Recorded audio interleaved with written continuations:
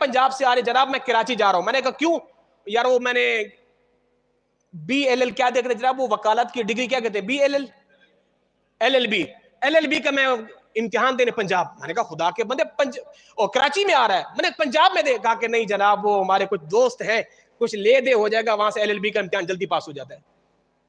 یہ کراچی کی مثال دی جاتی ہے. یہ حال ہو گیا. ورنہ شروع میں پورے پاکستان میں تعلیمی میدان میں سب سے آگے کراچی تھا, دنیاوی تعلیم کے وجہ سے. آج سب سے پیچھے کراچی ہے. پنجاب سے کئی لوگ کشمیر خیبر پختونخوا سے آتے ہیں, کہاں جا رہے ہو؟ کراچی. کیوں؟ وہ میٹرک کا امتحان دینے, میں نے سرکاری جاب کے لیے اپلائی کرنا ہے. یہ ہمارے ہاں حال ہے.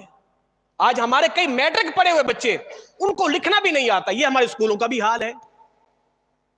پرانے زمانے کے 2 پڑھے ہوئے اور آج کے انٹر سیکنڈری ایئر کیے ہوئے, ان کو لکھنے املا دکھائے. میں ایک بندے کے جب لکھیں آپ وہ پیشکش, ان کو لکھنا نہیں آ رہا پیشکش.